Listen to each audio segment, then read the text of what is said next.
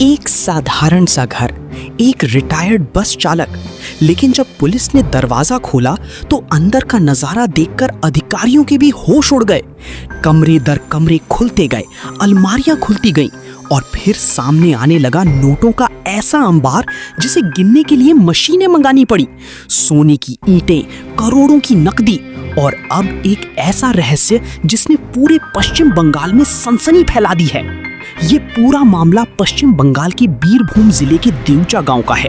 Police को गुप्त सूचना मिली कि एक साधारण से दिखने वाले घर में भारी मात्रा में नकदी और कीमती सामान छिपा कर रखा गया है। सूचना मिलते ही पुलिस की टीम मौके पर पहुंची और शुरू हुई घंटों तक चलने वाली तलाशी। लेकिन किसी को अंदाजा नहीं था कि इस घर के भीतर इतना बड़ा खजाना छिपा होगा। जैसी जैसी तलाशी आगे बढ़ती गई, वैसे वैसे नोटों के बंडल सामने आते गए। अलमारियां खुली, बक्से खुले और हर जगह सिर्फ नकदी ही नकदी दिखाई दी। नोट इतने ज्यादा थे कि उनकी गिनती के लिए कई नोट गिनने वाली मशीनें मंगानी पड़ी।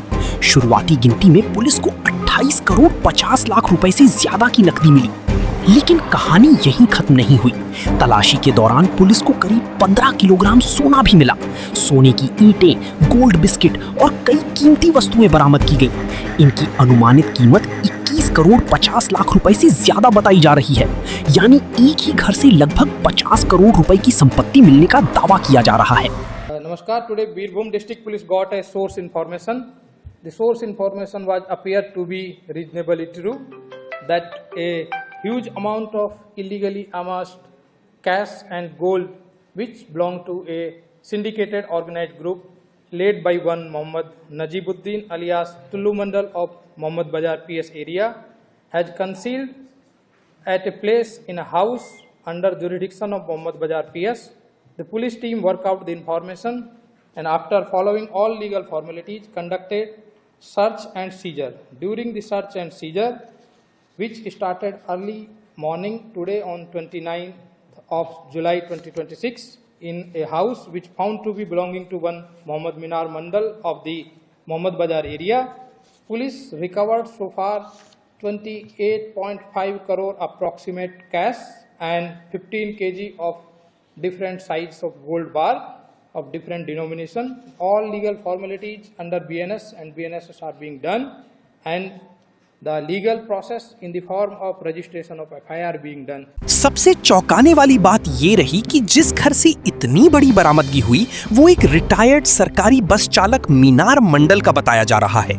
एक ऐसा व्यक्ति जिसने वर्षों तक बस चलाई, लेकिन अब उसके घर से करोड़ों रुपए की नकदी और सोना मिलने के बाद हर कोई हैरान है।